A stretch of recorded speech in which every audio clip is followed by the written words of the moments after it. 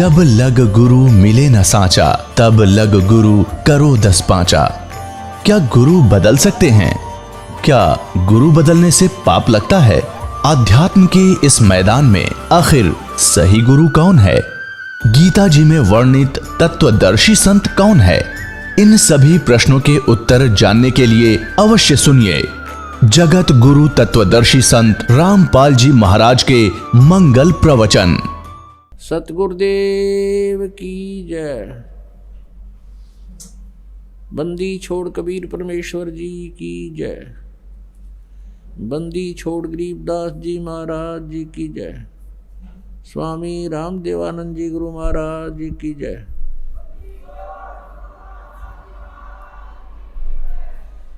सत साहिब गरीब नमो नमो सतपुरुष को नमस्कार गुरु की नहीं। सुर नर मुनि जन साधुआ संतों सर्वसदी नहीं। सतगुरु साहेब संत सब डंडो तुम प्रणाम। आगे पीछे मध्य हुए तिनको जा कुर्बान। नराकार निर्विषम काल जाल वैबंधम निर्लेपम निज निर्गुणम। अकल अनुपवेशोन्दुनम सोहम सुरति समाप्तम सकल समाना निरतल। उज्ज्वल हीरंबर हरदमम बेपरवा था है वार पार नहीं मध्यतम। दिव जो सुमर सिद्ध होई गणनायक गलताना। करो अनुग्रह सोई पारस पद परवाना। आदि गणेश मनाऊं गणनायक देवन देवा। चरण कमल लौलाऊं आदंत करूं सेवा। परम शक्ति संगीतम रिधि सिद्धि दाता सोई। अवगत गुण अतीतम सतपुरुष निर्मोही। जगदम्बा जगदीशम मंगल रूप मुरारी। तन मन अर्पों शीसम भक्ति मुक्ति भंडारी। सुर नर मुनि जन ध्यावे ब्रह्मा विष्णु महेशा। शेष शेष मुख गावे पूज्य आदि गणेशा। इंद्र कुबेर सरीखा वरुण धर्म राय ध्यावे। समर्थ जीवन जी का मन इच्छा फल पावे। 33 कोटि आधारा ध्यावे शेष 88। उतर बहु जल पारा कट है यम की फांसी। 33 कोटि आधारा ध्यावे शेष 88। उतर बहु जल पारा कट है यम की फांसी।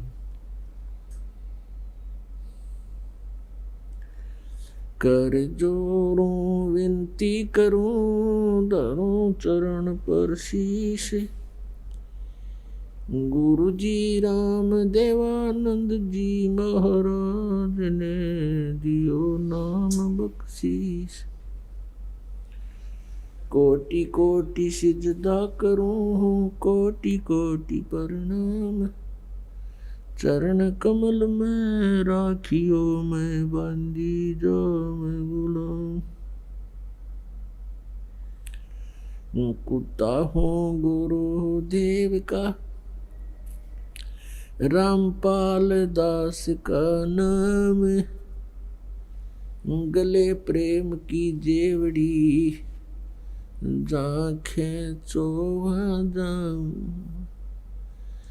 तो करो तो बावड़ो दूर दूर करो तो जाऊं। जो राखो तो ही रहूं जो देवो सुख। जय इब कै सतगुरु मिले। जय इब कै सतगुरु मिले। सब दुख आखूं रो चरणों ऊपर शीस धरूं। कहूं जो कहनी हो। कबीर गुरु जी मिलेंगे पूछेंगे कुशलात। आदि अंत की सब कहूँ अपने दिल की बात। गुरु जी तुम ना भूलियो, चाहे लाख लोग मिल जाई, हमसे तुमको बहुत है, तुमसे हमको न। तुमरे विसारे क्या बने, मैं किसकी शरण में जाऊं, शिव ब्रंच मुनि नारदा, तिनके हृदय न समाऊं। अवगुण किए तो बहुत किए, करत न मानी हार, बावे बंदा बख्श दियो, बावे गर्दन उतार। अवगुण मेरे बाप जी, बख्शो गरीब नवाज, जो मैं पूत कपूत हूँ, बहुर पिता को लाज। मैं अपराधी जन्म का, नख सिक बरे विकार, तुम दाता दुख भंजना, मेरी करो संवार। सूरत करो मम साइया, हम हैं भव जल माही, आप ही बह जाओगे जो तुम न पकड़ोगे बाँ। हे बंदी छोड़ दयाल जी, तुम तक हमारी दौड़े, जैसे काग जहाज का, अब सूजत और न ठोरे। परम पिता परमात्मा पूर्ण ब्रह्म सर्व सृष्टि रचनहार, कुल मालिक कबीर साहब जी, कबीर परमेश्वर जी की असीम कृपा से आप जी सत्संग सुनने के लिए उपस्थित हुए। सत्संग से हमें जानकारी होती है कि हम मनुष्य जीवन प्राप्त करके क्या कार्य कर रहे हैं, क्या करना चाहिए,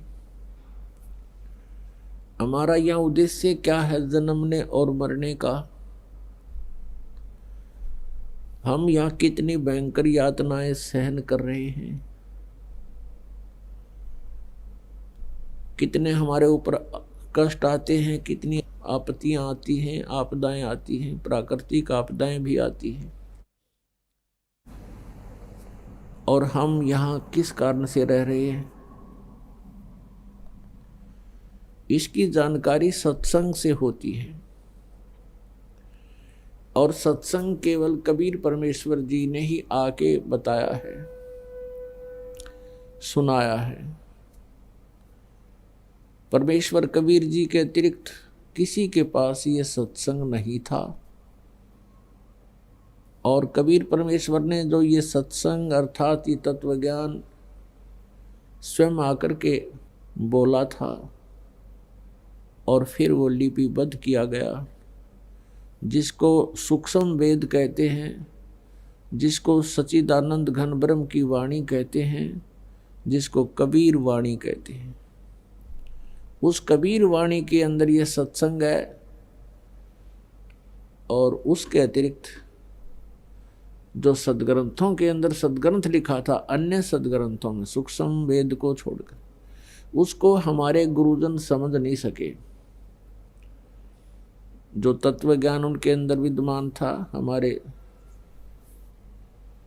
पवित्र हिंदू धर्म के जो गुरुजन थे, वो उन सदग्रंथों को ढंग से नहीं समझ पाए, जिस कारण से वे हमें सत्संग नहीं बता सके। सत्संग का अर्थ होता है सत्य का अनुसरण, सत्य ज्ञान की प्राप्ति, और फिर उसके अनुसार सब साधनाएं क्रियाएं हमारी हों तो हम सत्संग कर रहे हैं, सत्य का साथ कर रहे हैं। इसके अतिरिक्त हम सत्संग नहीं कर रहे, ना सुन रहे हैं, और ना ही हम सत्संग सत्य के साथ चल रहे हैं। जिस कारण से हमारी यहाँ जन्म और मृत्यु की ये व्यवस्था समाप्त नहीं हुई है। और जब तक जन्म और मृत्यु रहेगी जीव को शांति नहीं हो सकती। श्रीमद् भगवत गीता अध्याय नंबर 18 के श्लोक नंबर 62 में कहा कि अर्जुन, तू सर्वभाव से उस परमेश्वर की शरण में जा, उसी परमेश्वर की कृपा से तुझे सनातन परम धाम, परम शांति और सनातन परम धाम की प्राप्ति होगी। परम शांति। और अपनी शरण के बारे में कह रहा है कि यदि मेरी शरण में रहना है, गीता जी अध्याय नंबर 8 के श्लोक नंबर 5 और 7 में, मेरे में भाव वाला बन, मेरे में श्रद्धा रख, अन्य देवताओं की पूजा त्याग दे, केवल मेरी ही भक्ति कर, मुझ में मन वाला हो, मुझ में भावित रहेगा और मेरा ही सिमरण भी कर और युद्ध भी कर।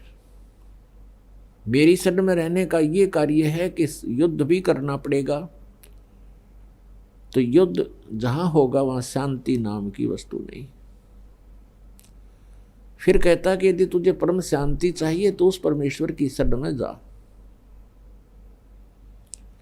जिसकी कृपा से तो परम शांति को, सनातन परम धाम को प्राप्त होगा। अपने विषय में कहता गीता ज्ञानदाता अध्याय नंबर 2 के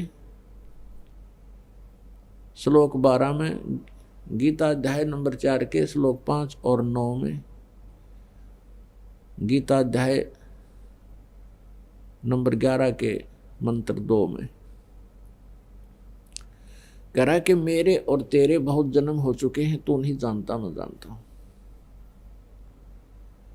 इससे सिद्ध है कि गीता ज्ञान दाता भी जन्म और मृत्यु के दीर्घ रोग से ग्रस्त है। और जब तक जन्म मृत्यु है परम शांति नहीं हो सकती। इसीलिए श्रीमद् भगवत गीता अध्याय नंबर 15 के श्लोक नंबर 1 से 4 में यह स्पष्ट किया है कि उल्टा लटका हुआ संसार रूपी वृक्ष है। इसकी ऊपर को जो जड़ है वो तो समझो मूल मालिक है, पूर्ण ब्रह्म है, सच्चिदानंद घन ब्रह्म,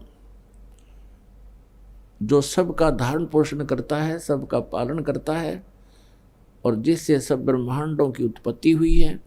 जैसे जड़ से ही यानी मूल से ही पेड़ को आहार प्राप्त होता है और मूल के ही कारण पौधा पेड़ बनता है, फलता फूलता है। ऊपर को जड़ तो वो दिव्य परम पुरुष है, परम अक्षर ब्रह्म है, पूर्ण ब्रह्म है। और तीनों गुण रूपी नीचे को लटकी हुई शाखाएं, बीच का जो पोर्शन रहेगा तना और मोटी डार और शाखाएं। तो इसके विषय में गीता ज्ञानदाता अल्पज्ञता सिद्ध करता है कि मुझे इसका पूर्ण ज्ञान नहीं है। गीता जी अध्याय नंबर 15 के श्लोक नंबर 2 में कहा है कि तीनों गुण रूपी शाखा हैं। फिर 3 में कहा कि ये इस संसार रूपी वृक्ष का जो इसकी जानकारी मैं नहीं रखता। यहाँ विचार काल में, विचार काल का अर्थ है कि जो तेरा मेरा गीता का डिस्कशन हो रहा है, विचार विमर्श चल रहा है, इसमें मैं नहीं बता पाऊंगा क्योंकि इसकी मुझे आदि और अंत का ज्ञान नहीं। इसलिए गीता जी अध्याय नंबर 4 के श्लोक नंबर 34 में कहा है कि तू सर्व उस तत्वदर्शी संतों के पास जाकर के उस परमात्मा ज्ञान को समझ।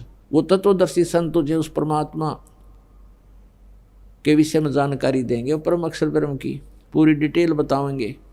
जब वो तत्वदर्शी संत तुझे प्राप्त हो जा, गीता जी अध्याय नंबर 15 के श्लोक 3 और 4 में स्पष्ट किया है। उसके पश्चात उस तत्व ज्ञान रूपी शस्त्र के द्वारा इस अज्ञान रूपी अंधकार को काटकर यानी तत्व ज्ञान को समझकर उसके पश्चात परमेश्वर के उस परम पद की खोज करनी चाहिए, जहां जाने के बाद साधक फिर लौटकर संसार में नहीं आते। और उसी परमेश्वर से सर्व संसार की यानी संसार रूपी वृक्ष की प्रवृत्ति विस्तार को प्राप्त हुई है। अर्थात उसी परमेश्वर ने सब ब्रह्मांडों की रचना की है और उसी परमेश्वर की भक्ति करनी चाहिए। मैं उसी की शरण हूं और उसी की भक्ति करनी चाहिए। गीता ज्ञानदाता कहता कि मैं भी उसी की शरण में हूं, उसी की भक्ति करता हूं। गीता अध्याय नंबर 18 के श्लोक नंबर 62 में तो कह रहा है कि तू सर्वभाव से उसकी शरण में जा, उसकी कृपा से तो परम शांति को और सनातन परम धाम को प्राप्त होगा। और गीता जी अध्याय नंबर 18 के श्लोक 63 में कहा कि ये गीता का गूढ़ से गूढ़ रहस्य, गुप्त से गुप्त ज्ञान तुझे सुना दिया, तू जैसा उचित समझे ऐसा कर ले। मेरी शरण में रहना है तो जन्म मृत्यु तेरी भी मेरी भी, और शांति नाम की चीज नहीं, क्योंकि युद्ध करना पड़ेगा। अब निर्णायक ज्ञान चल रहा है गीता जी में, 18वां अध्याय अंतिम अध्याय है, अंतिम ये श्लोक चल रहे हैं लगभग। 18वें अध्याय के 62वें श्लोक में स्पष्ट कर दिया कि तू अब उस परमेश्वर की शरण में जा जिसकी कृपा से तू परम शांति और सनातन परम धाम को प्राप्त होगा। और अपनी स्थिति बता दी कि मेरी और तेरे सदा जन्म मृत्यु रहेंगे यदि मेरी शरण में रहेगा तो। 18वें अध्याय के 63वें श्लोक में कहा कि तू फैसला कर ले, अब सोच ले तूने जो करना, मेरी शरण में रहना है या उस परमेश्वर की शरण में जाना। उसकी शरण में जाना है तो तत्वदर्शी संतों से उसका ज्ञान प्राप्त कर, मैं नहीं जानता। और ये गुप्त से गुप्त गीता ज्ञान तुझे मैंने बता दिया, गुप्त से गुप्त। गीता जी के 18वें अध्याय के 64वें श्लोक में फिर गुप्त से गुप्त भेद और बता रहा हूं, जिसके विषय में मैं तुझे उसकी शरण में जाने को कह रहा हूं। वो परम अक्षर ब्रह्म मेरा भी इष्ट है, मेरा भी पूज्य देव है। यहां अनुवादकर्ताओं ने गड़बड़ी कर रखी है। इसमें लिख दिया कि तू मेरा प्रिय है, इसलिए गुप्त से गुप्त भेद और बताता हूं। फिर सुन, गुप्त तो ये पहले 18वें अध्याय के 63वें श्लोक में कह चुका है कि गुप्त से गुप्त भेद यू गीता वाला मैंने बता दिया। अब एक और गुप्त से गुप्त बताता हूं कि ये मेरा पूज्य देव है, मेरा इष्ट है। तो पुण्यात्मा, उस परम अक्षर ब्रह्म की भक्ति ना करने से हम अभी तक जन्म और मृत्यु के दीर्घ रोग में ग्रस्त रहे। जब तक ये जन्म मृत्यु है, शांति नहीं। आज हम और आप सभी अपने परिवार को और अपनी संपत्ति को अपना माने बैठे हैं, और यहाँ कोठी और कार खरीदने में, बड़ी बड़ी फैक्ट्रियां लगाने में, एमएलए, एमपी, मंत्री, मुख्यमंत्री, प्रधानमंत्री बनने की इच्छा में हम पूरा मनुष्य जीवन वेस्ट कर देते हैं, बर्बाद कर देते हैं। और एक सेकंड का कोई किसी को विश्वास नहीं, किसी का भी। एक सेकंड में ना जाने कब यहाँ के बिजली गिर जाए, और हम फिर भी यहीं व्यवस्थित हैं, फिर भी यहाँ से मन नहीं हट रहा, क्योंकि हमारे पास विकल्प नहीं। और करें क्या? क्योंकि इस मन को तो कोई ना कोई चाहिए, कहीं ना कहीं टक्कर मारने। ये तो जीव को निचला एक स्थान पर टिकन नहीं देता। ऋषि महर्षि ने कोशिश की, तत्वदर्शी संत के अभाव से परमात्मा पाने के लिए भरसक प्रयत्न भी किए और बहुत कठिन साधनाएं भी की, लेकिन इस मन ने उनको भी बुरी तरह भ्रमित रखा और कोई ना कोई कारण बना के उनको भी नष्ट कर डाला। अब कारण क्या है कि जब तक हमें परम अक्षर ब्रह्म की साधना और तत्वदर्शी संत नहीं मिलेगा, तब तक हम जो व्यवस्था कर रहे हैं इससे मन नहीं हटा सकते। जो भी क्रियाएं हम करते हैं इसी में हम आसक्त रहते हैं। और सतगुरु मिलेंगे तो हमें ज्ञान मिलेगा कि हम यहाँ के रहने वाले नहीं हैं, आप यहाँ के वासी नहीं हो, यहाँ तो आप विवश कर रखे हो, यहाँ तो हम सभी बाई फोर्स रोक रखे हैं। ऐसे बंधन हमारा बांध रखे हैं, हम इन चरम दृष्टि से उसको देख नहीं सकते। परमेश्वर के तत्व ज्ञान से फिर उन बंधनों का हमें आभास होगा और उनको हम अच्छी तरह समझ सकेंगे कि कौन कौन से बंधन किन किन रस्सों से हमें बांध रखा है। अब यहाँ ब्रह्मा, विष्णु, महेश भी इसी बंधन में, इन्हीं बंधनों में बंधे हुए, कर्मों के बंधन में, और ब्रह्म भी यही बंध है क्योंकि ये यहाँ का स्वामी है, इसे बाहर ये नहीं जा सकता। और परब्रह्म भी अपने लोक में ये भी कैद है। केवल एक परम अक्षर ब्रह्म है जो स्वतंत्र परमात्मा है, पूर्ण ब्रह्म, जिसको सत्य पुरुष भी कहते, और वो सतलोक में रहता है। हम आप सभी सतलोक में रहा करते थे और वहां से हम अपनी गलती के कारण यहां इस काल के लोक में आ गए। ये काल का लोक है, 21 ब्रह्मांड हैं इसके, और यहाँ का विधान है जन्म और मृत्यु सदा बनी रहेगी। जैसे कर्म करेगा वैसा ही फल आपको यहाँ मिलेगा 21 ब्रह्मांड में। आपने बुरे कर्म किए हैं तो बुरा फल भी भोगना ही पड़ेगा, अच्छे कर्म किए हैं तो अच्छा कर्म भी आपको मिलेगा ही मिलेगा। लेकिन जन्म और मृत्यु और ये कर्मों का भोग दंड आपको भोगना ही पड़ेगा और सदा इसका फेस करना पड़ेगा। केवल एक परम अक्षर ब्रह्म है जो हमारे इस जन्म और मृत्यु के रोग को नाश कर सकते हैं, और साथ में हमारे जो प्रारब्ध के अंदर, प्रारब्ध बोलते हैं अपने आपके एक जीवन में, वर्तमान जीवन में जो भी सुख या दुख आपके लिखे हुए हैं, आप केवल उन्हीं को भोग रहे हैं।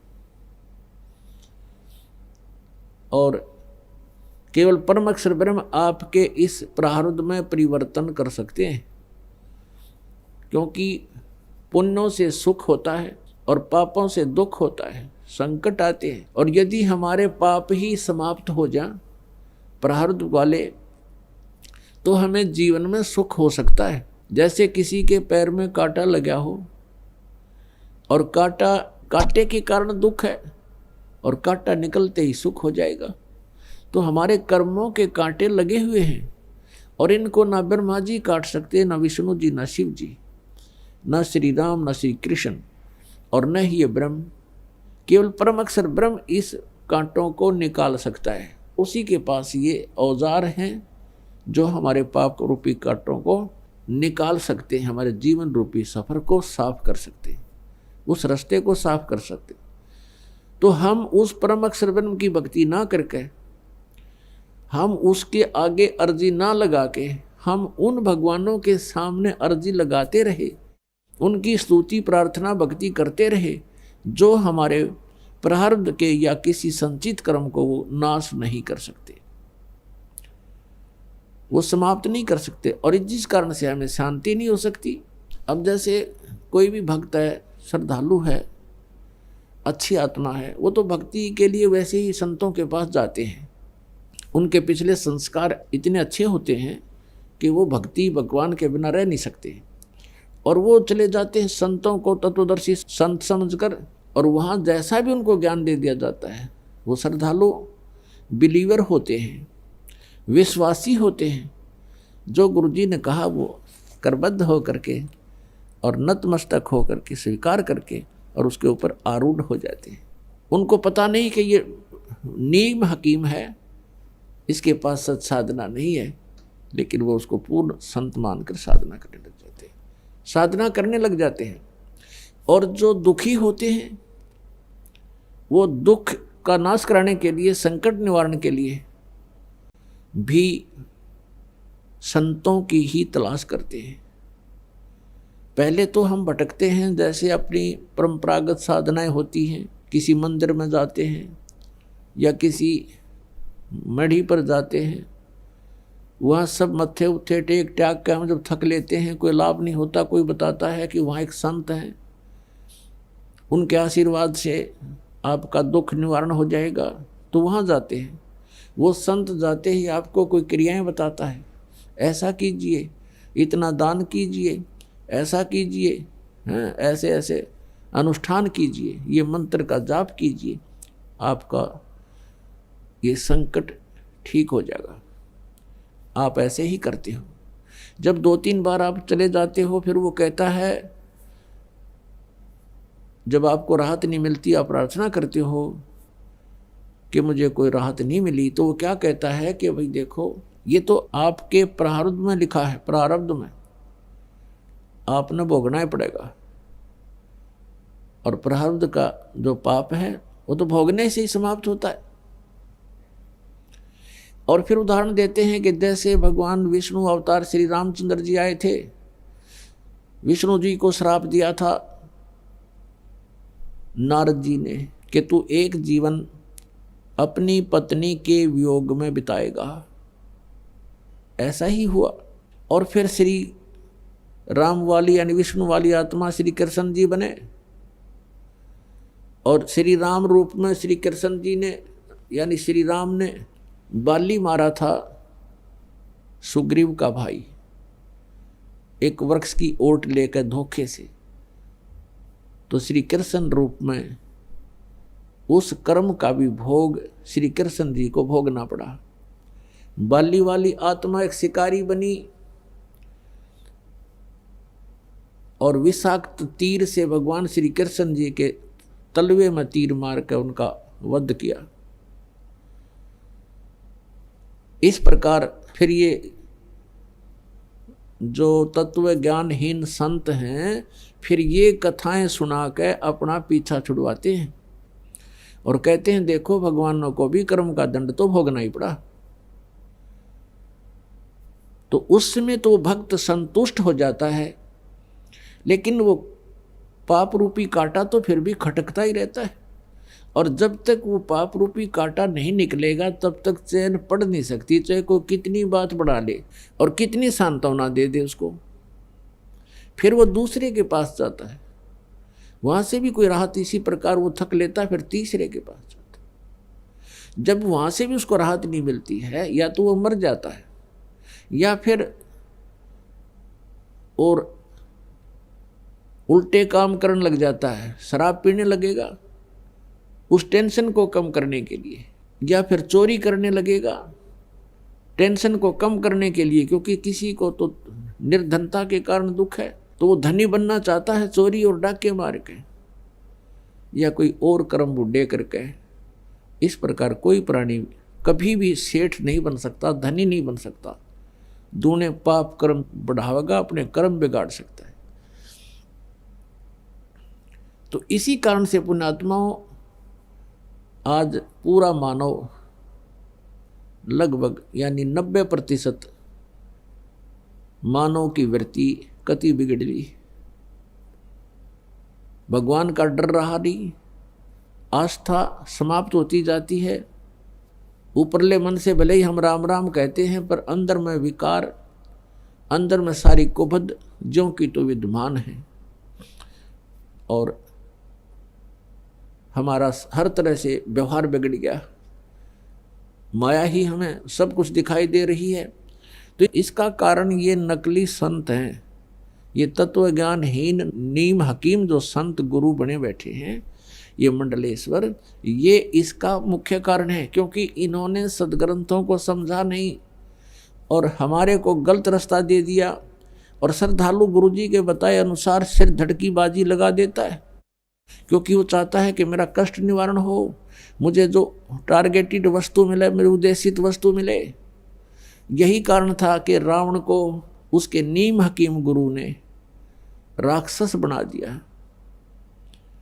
रावण ब्राह्मण था और उनके गुरु से उन्होंने सब शिक्षाएं प्राप्त की।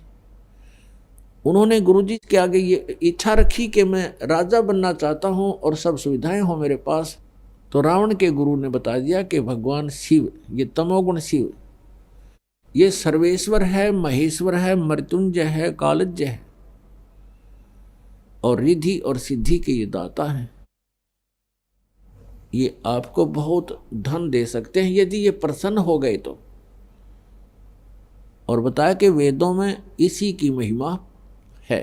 वेदों को प्रत्येक प्राणी सत्य मानता है और वेदों के आधार से कोई बताता है कि ये वेदों में ऐसा लिखा है, आप ऐसे कीजिए, तो हम उसको शास्त्र अनुकूल साधना जानकर करते हैं और करनी भी चाहिए। लेकिन वो नीम हकीम गुरु समझ नहीं सके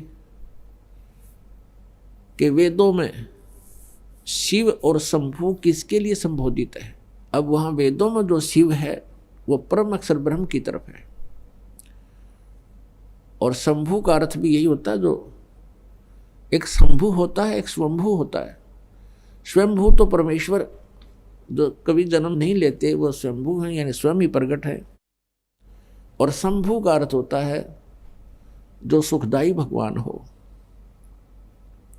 तो हम वेदों के अनुसार से जैसे अपने बच्चों के नाम लिख लेते हैं, रख लेते हैं, ऐसे ही इस काल के पुत्र तमोगुण शिव को भी हम उस परम अक्षर ब्रह्म की संज्ञा लेकर के संबोधित करने लगे इन नीम हकीम गुरुओं के कारण।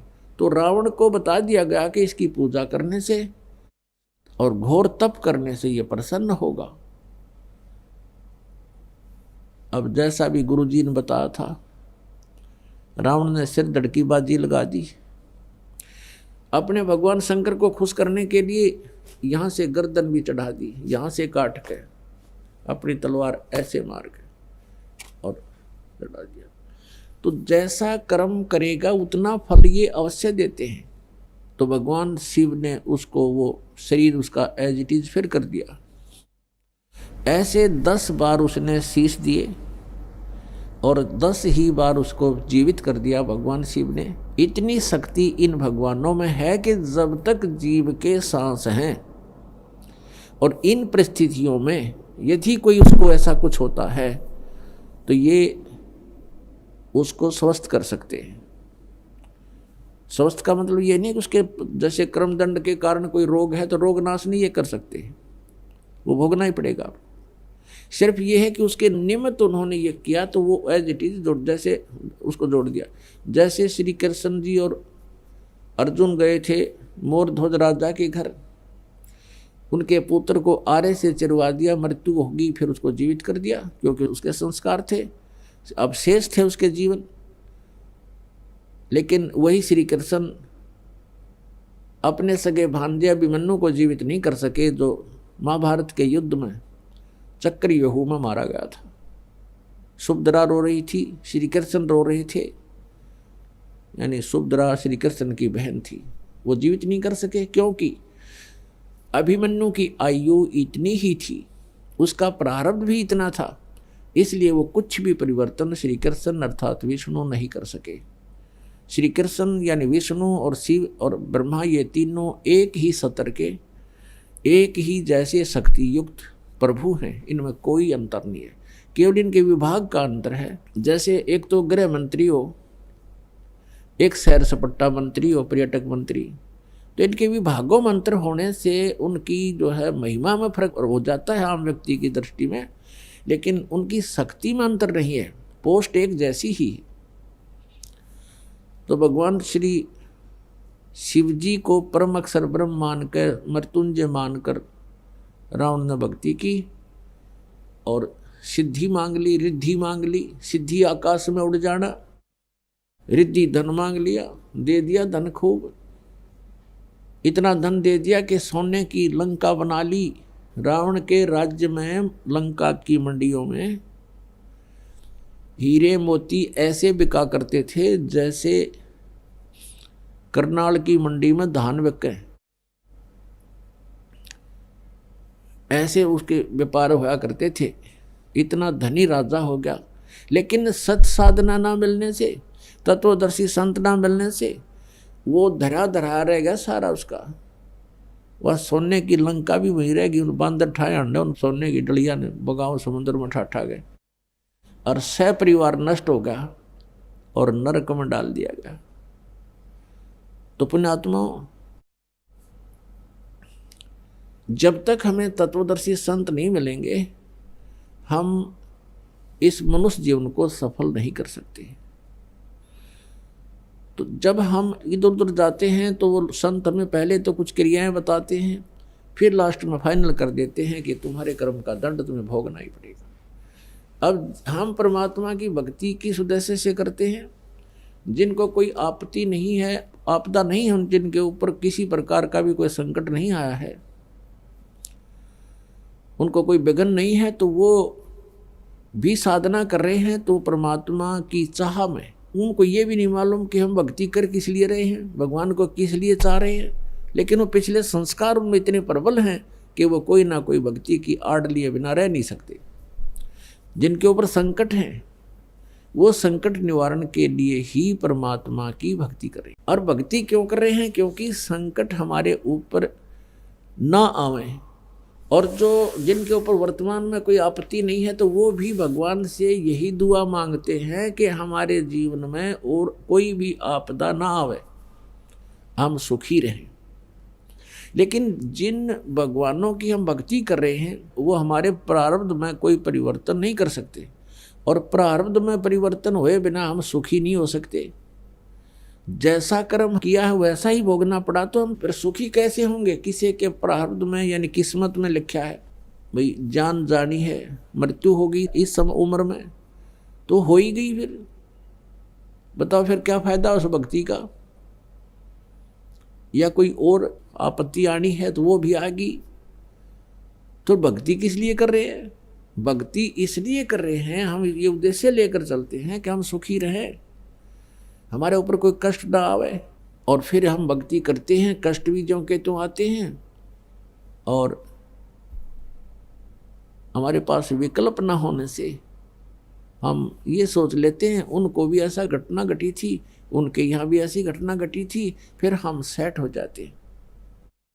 इन दुखों को हम दुख को ही सुख में आप बदलने की चेष्टा करते हैं। जैसे किसी व्यक्ति का 3 पुत्र थे और उसके एक की मृत्यु होगी। अब बड़ा कष्ट में था, सारा परिवार रो रहा था। उनको सांत्वना देने के लिए सभी आसपास के रिश्तेदार कुल के लोग आते हैं। तो उनमें से एक ऐसा व्यक्ति भी वहां पहुंच गया कि जिसके एक ही पुत्र था और उसी की मृत्यु होगी थी। तो सभी ने ये कहा कि देखो इस बेचारे का एक ही पुत्र था और उसी की मृत्यु होगी, अब ये भी तो जी रहा है। तो जिसके 3 पुत्रों में से एक ही मृत्यु हुई थी उसने राहत की सांस ली और खुश हो गया, हल्का बोझ हो गया। किस कारण से? कि चोखा है भगवान, मेरे 2 तो बच गए, एक का मरा है और इसके बेचारे का एक ही था वो ही मर गया। इसी से हल्का बोझ मान लिया। अब क्या फर्क पड़ गया उसको? अब तुलनात्मक तरीके से कि इससे तो मैं सुखी हूं, ऐसे हम इस झूठे सुख को सुख मान रहे हैं। तो पुण्यात्माओं, यहां कोई विकल्प भी नहीं है, एक विकल्प है। समर्थ का शरणागत हो रंग होरी हो, कदे न हो एकाज राम रंग होरी हो। होरी माने खुशी। जैसे होली खेलते हैं, होली खुशी मनाते हैं। कहते यहाँ अगर तुमने खुशी मनानी है तो समर्थ का शरणागत हो और राम रंग होली हो। फिर हमारे राम के रंग की होली होगी। ये बकवादों वाले रंगों से हम होली नहीं खेल सकते। हम राम के रंग में रंग जाएंगे और फिर देखना। और कदे न हो एकाज राम रंग होरी हो, हमारा कभी अकाज नहीं होगा, हमारा कोई भी ऐसा कोई आपत्ति नहीं आवेगी, किसी प्रकार का भी हमारा जो है बिगाड़ नहीं होगा, कोई हानि नहीं हो पाएगी। समर्थ का शरणागत। अब समर्थ कौन है? समर्थ कौन है? अभी तक हमारे को श्री ब्रह्मा जी, श्री विष्णु जी, श्री शिव जी को सर्वेश्वर और महेश्वर बताया गया। और जैसे भी इन नीम हकीम गुरुओं ने हमें ज्ञान दिया, हमारे पूर्वज पूर्ण रूप से आश्रित हो गए। श्री भगवान विष्णु और श्री शिव भगवान की साधना करने लगे। और ब्रह्मा जी की साधना नहीं करते, क्योंकि ब्रह्मा जी को श्राप मिला हुआ है उसकी माता से कि तेरी पूजा जग में नहीं होगी। अब इन दोनों भगवानों को हम सर्वेश्वर मान कर भक्ति किया करते थे, और जिस कारण से ना तो हमारे कोई संकट निवारण हुआ, जो कष्ट आना था वो आ ही जाता रहा। तो ये समर्थ नहीं है। समर्थ वो होता है जो अविनाशी है और सर्व ब्रह्मांडों का रचनहार है, सर्वेश्वर है। सर्वेश्वर माने सबका मालिक। अब सबका मालिक कौन है? अब यहाँ थोड़ा सा आपको डिफाइन करते हैं, समझाना पड़ेगा, क्योंकि पुण्यात्मा परमात्मा की भक्ति करना कोई बड़ी बात नहीं और मोक्ष प्राप्त करना कोई बड़ी बात नहीं। जब बात समझ में आ जावे तो जैसे हम अपने पेट के लिए कितना कठिन से कठिन परिश्रम करते हैं, किसान को पता है अपने प्रोसीजर का, अपने प्रोफेशन का, और उसको पूर्ण रूप से करता है, तन मन धन से करता है, कठिन से कठिन परिश्रम करके भी उसको सफल करने की चेष्टा करता है, क्योंकि वो उससे पूर्ण परिचित है। जैसे ये दिसंबर और जनवरी का महीना हो और शीतलहर चल रही हो और किसान का खेतों में नहर के पानी का नंबर आ जाता है, नहर के पानी का समय डिवाइड होता है कि इस समय से इस समय तक फला व्यक्ति का, इस समय से इस समय तक उस किसान का, तो उस समय 12 बजे 1 बजे जिस किसान का नंबर आ जाता है रात की सिंचाई करने का नहर से, तो हम तो अपने मकानों में, अपने घरों में दरवाजे बंद करके और हीटर लगा के सो रहे होते हैं, या एसी चला रहे होते हैं, या रजाई मोटी लेकर सो रहे होते हैं। और किसान पहुंच जाता उसमें रात के 12 बजे, शीतलहर चल रही हो कहाँ खेत में, और सिंचाई के लिए पानी जब दूसरे किसान से रोकना होता है, काटना होता है, तो जूते निकाल कर और घुटनों से ऊपर तक पजामा या धोती को ऊपर टांग कर पानी में प्रवेश कर जाता है जल में, और कस्सी से मेहनत करके वो पानी रोकता है और अपने खेत में चालू करता है। वो परवाह नहीं करता कि कोई कांटा लग जाएगा, वो परवाह नहीं करता कोई सर्प डस जाएगा, वो परवाह नहीं करता कि तेरे नमूनिया हो जाएगा। उसको केवल अपना उद्देश्य दिखाई देता है कि यदि आज मैंने ये कार्य नहीं किया, ये जल सिंचाई नहीं की, तो मेरे बालक भूखे मर जाएंगे, मैं निर्धन हो जाऊंगा, मांगता फिरूंगा। तो वो समझदार है, वो अपने उस कार्य से पूर्ण परिचित है, इसलिए वो कोई परवाह नहीं करता और उस काम को करके ही पीछ दम लेता है। तो पुण्यात्माओं, जिस समय आपको इस मनुष्य जीवन के उद्देश्य का पता लग जाएगा, आप भी तो मनुष्य ही हो, फिर आप इसी तरह कार्य करोगे। आप किसी की परवाह नहीं करोगे, सत्संग सुनने आओगे, भक्ति भी करोगे और परमात्मा पाओगे, क्योंकि ये प्रोसीजर है, यही एक तरीका है उस परमेश्वर के पाने का। कौन सा तरीका है? कि सबसे पहले गुरु हो। परमात्मा कहते हैं, गुरु बिन माला फेरते, गुरु बिन देते दान, गुरु बिन दोनों निष्फल हैं चाहे पूछो वेद पुराण। अब प्रसंग जो चल रहा है कि हमने सबसे पहले ये देखना है कि वो समर्थ कौन है जिसका हम शरण ग्रहण करें। और जब हमारे ये बात समझ में आ जाएगी, ये फाइनल हो जाएगा कि ये भगवान है समर्थ, और इससे ही हमें वो लाभ होगा जिसकी हम इच्छा कर रहे हैं, तो फिर हम उसी परमात्मा पर आश्रित हो जाएंगे। हम अन्य भगवानों से मन हटावांगे। वैसे कहने से नहीं हटता। जैसे हम कहें कि तुम ये साधनाएं मत करो, ये करो, तो आपका मन डगमग रहेगा कि हम ये क्यों करें, ये क्यों छोड़ दें जो पहले हम कर रहे थे। तो ये सब निर्णय आपके समक्ष होगा, तभी आप इनसे हटोगे, अपने आप हट जाओगे। इन्हीं भगवानों से भी आपकी आस्था अपने आप हट जाएगी। कैसे हटेगी? जैसे गीता जी अध्याय नंबर 2 के श्लोक नंबर 46 में कहा कि अर्जुन, जिस समय बहुत बड़े जलाशय की उपलब्धि प्राप्ति के उपरांत आपकी आस्था उस छोटे जलाशय में रह जाती है, ठीक इसी प्रकार उस परम अक्षर ब्रह्म, उस पूर्ण परमात्मा के गुणों से परिचित होने के उपरांत, उस तत्वदर्शी संत से ज्ञान सुनने के उपरांत, परम अक्षर ब्रह्म की महिमा से परिचित होने के उपरांत अन्य भगवानों में ऐसी ही आस्था आपकी रह जाएगी जैसे बहुत बड़े जलाशय की प्राप्ति के उपरांत छोटे तालाबों में आस्था रह जाती।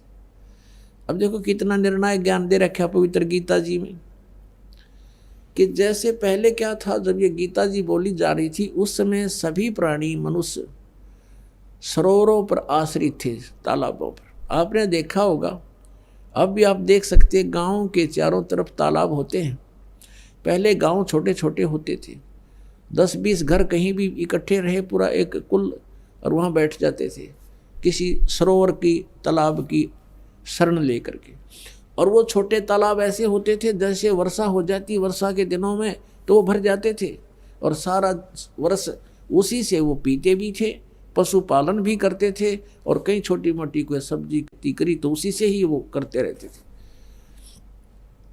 तो छोटे जलाशय यानी छोटे तालाब ऐसे होते थे, एक वर्ष वर्षा ना होए तो उनमें जल नहीं, सूख जाते, और उनके आश्रित प्राणी भी आपत्ति का सामना करते, उनकी भी मृत्यु हो जाती है, उसको छोड़कर भागना पड़ता कहीं जाते हो।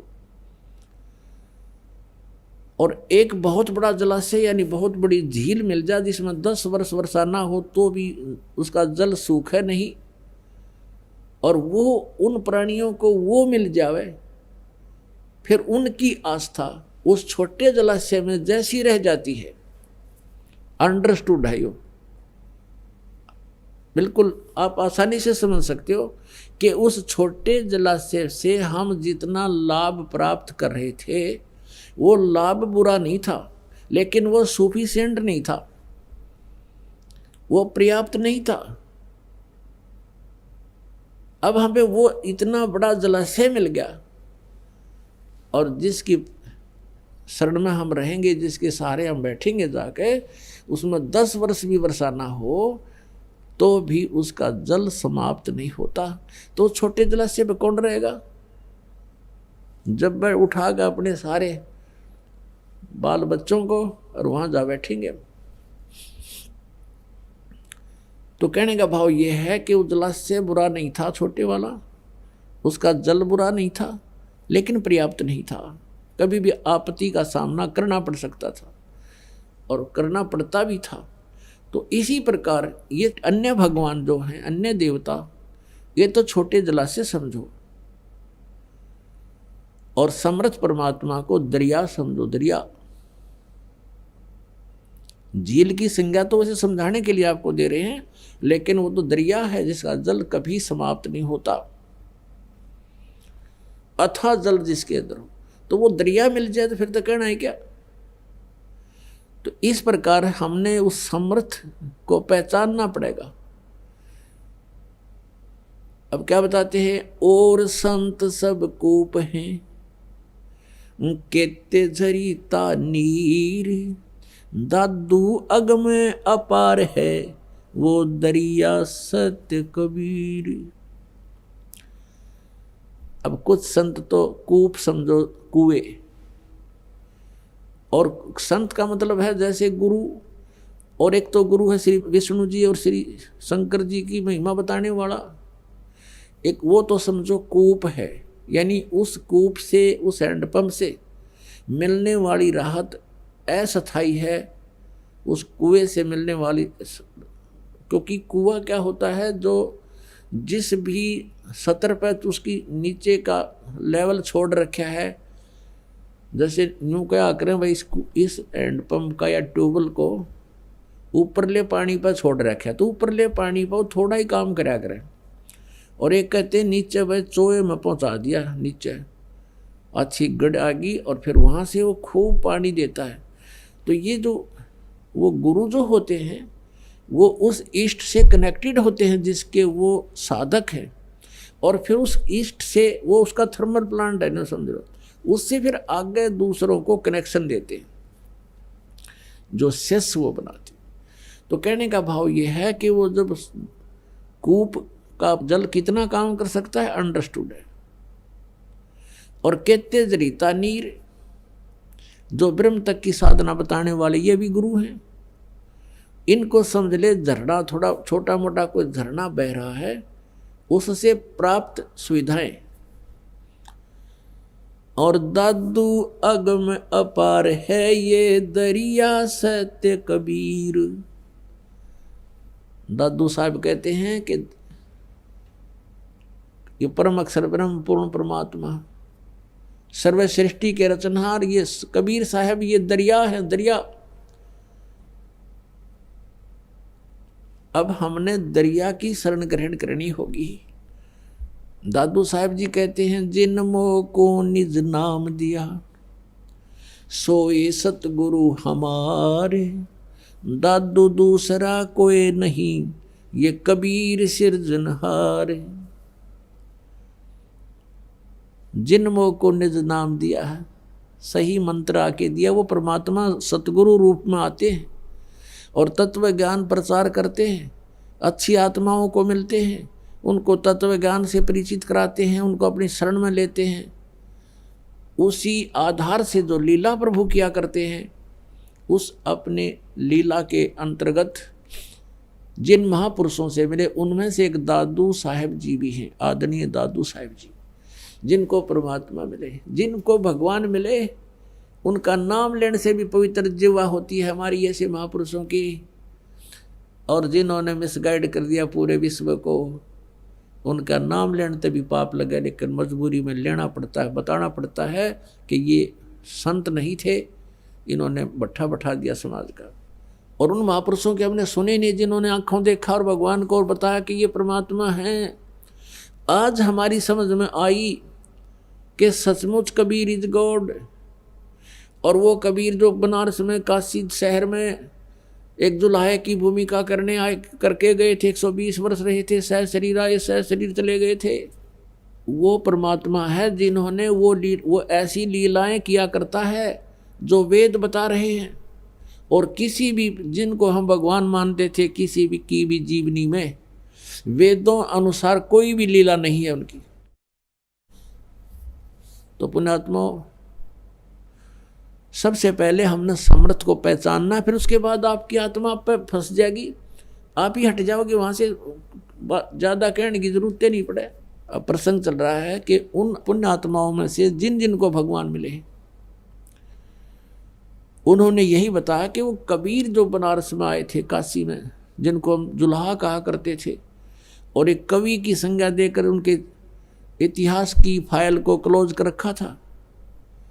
अब वो फाइल फिर खोलनी पड़ेगी। अब उस फाइल को खोल कर देखा तो उसमें तो खजाना दबा है। ये समर्थ थे, खुद परमात्मा थे, जिन अज्ञानियों को लाल को कौड़ी बना करके कूड़े में डलवा दिया था हमसे, आज वो लाल हमने पहचान लिया और फिर उठा लिया। अब कहते हैं, जय कंचन बिष्टा पड़े घटे नता का मोल। यदि सोने को कहीं टट्टी में डाल दे, उसकी कीमत में फर्क नहीं होता। समझदार व्यक्ति जब निकाल कर धो कर मांझ गए पहुंचेगा सुनार के पास, और जाते ही पैसे दे देगा, ले भाई इतनी कीमत है इसकी। इसी प्रकार हमने लाल को पहचाना है और उसकी पहचान आपसे भी करवा रहे हैं, आपको भी बता रहे हैं कि ऐसा होता है लाल, उसके गुण ऐसे होते हैं। तो आपका जब समझ में आ जाएगी कि सचमुच ये लाल है, तो आप भी भीतरली जेब में डालोगे कदे कोई और ना देख ले, अपना पता है कोई ना अभी तक ये क्या कीमत है इसकी। तो पुण्यात्मा, श्री ब्रह्मा विष्णु महेश ये कितने समर्थ हैं, जिनकी कितनी क्या सतिथि है, ये नाशवान हैं, इनकी जन्म मृत्यु होती है और कर्म का दंड ये स्वयं भी भोगते हैं, और जो इनकी पूजा करते हैं उनको भी प्रारब्ध के कर्म को भोगना ही पड़ेगा। यानी उनके जीवन रूपी सफर के पाप रूपी कर्म काटे कट नहीं सकते, निकल नहीं सकते, तो उन्होंने वो आजीवन भोगने ही पड़ेंगे। जैसे उनके कर्म में लिखा है वो कर्म भोगना पड़ेगा। और ये अंतिम सिद्धांत ये खुद भी बताया करते, जैसे कर्म करेगा वैसा फल देगा भगवान। अब भगवान का विधान तो सही है कि जैसे कर्म करोगे वैसा ही फल मिलेगा, लेकिन हम कर्म ही गलत कर रहे हैं। हम शास्त्र विरुद्ध साधना कर रहे हैं, शास्त्र विधि को त्याग कर मनमानी पूजाएं कर रहे हैं जो गीता जी में वर्णित नहीं है, तो हमारे अशुभ कर्म बन रहे हैं, उनसे कोई लाभ नहीं होना। और फिर वेदों में यह भी लिखा है कि समर्थ जो परमात्मा है, परम अक्षर ब्रह्म है, पूर्ण ब्रह्म, वो हमारे घोर से घोर पाप का विनाश कर देगा। वो कैसे करेगा उसकी विधि बताई है कि इस तरह ये मंत्र जाप करो और अन्य कोई साधना मत करो, तुम्हारे प्रारब्ध के पाप का भी नाश हो जाएगा, तो पाप रूपी कांटे कट जाएंगे। हमारे जीवन रूपी सफर में जो कांटे पाप कर्मों के हैं वो निकल जाएंगे, तो हम सुखी हो जाएंगे। तो ब्रह्मा जी विष्णु जी की यदि हम साधना करें, हम सुखी नहीं हो सकते। इनकी भक्ति से हम संकट निवारण नहीं करवा सकते, हमारे प्रारब्ध में आने वाली आपदाएं टल नहीं सकती। और इनको छोड़कर और नीचे पहुंच गए हम, भैरव भूत हनुमान और मंडी मसानिया पे हमारे तो फूट गए ना भाग कति, बिना ज्ञान के हमने कहाँ पहुंचा दिए। भूत पूजो, अस्थि उठाओ, गंगा में इसकी मोक्ष करा के आओ। मोक्ष तो उस दिन कर दिया हमने, जैसा मोक्ष का पता था फूक फाक दिया, मोक्ष तो हमने हाथों कर दिया। और फिर क्या रहेगा, ईसाई मोक्ष होना है जब गंगा में डालने मात्र से मोक्ष होना है, तो वो तो वहीं कर दिया था हमने। नहीं, उनका मोक्ष तो पहले कराना था जब वो जीवित था। अब मरने के बाद मोक्ष होया करे। मोक्ष प्राप्ति के लिए ऋषि महर्षियों ने शरीर गाड़ दिए, घर त्याग दिए, साधनाएं की। गलत साधना करने से उनके भी मोक्ष नहीं हुए।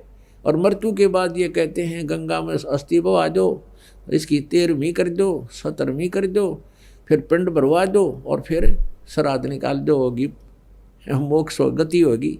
गति के लिए अंगा लगेगा पूरा। और कैसे लगेगा? सत साधना करनी पड़ेगी, अनुपासना त्यागनी पड़ेगी, और जो हमारे सदग्रंथ पर लिखा है वही पूजा हमने करनी पड़ेगी, तब हमारी गति होगी। वैसे तो हंगा तो नहीं लगेगा, क्योंकि हमने ये जो और साधनाएं संग्रह कर रखी हैं, ये छोड़ने में थोड़ी सी दिक्कत आती है। और ये छूट भी तभी सकेंगे जब आपको ये पता चलेगा ये खाम डले ढोरे हैं।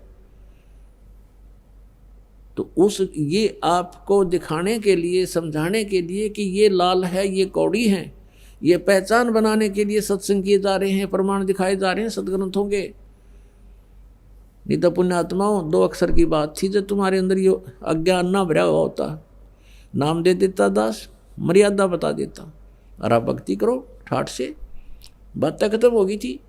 लेकिन आप भक्ति कर नहीं सकते जब तक आपके हरदम ये ठोक ठोक कर नहीं भर दिया जाएगा कि सचमुच ये भगवान है और ये साधनाएं है, प्रमाणित है सदग्रंथों में, इससे मोक्ष होगा ना। फिर क्यों डले ढोए, क्या फायदा रीस करने का भक्ति का।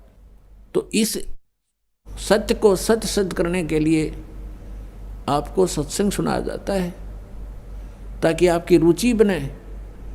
आप फिर अपने आप उन छोटे जलाशयों को त्याग कर और दरिया के किनारे जा बसो, आप सदा सुखी रहोगे, वहाँ कभी अभाव नहीं होगा किसी वस्तु का। तो वो दरिया सतलोक है, वहाँ जाने के बाद किसी भी वस्तु का कभी अभाव नहीं होगा। फॉर एग्जाम्पल आप देख लो कि छोटे जलाशय में तो जल समाप्त होगा, और दरिया के पास आप चले गए तो वहाँ कभी भी जल समाप्त नहीं होता। आपका जल संबंधित जो संकट था सदा के लिए समाप्त हो गया।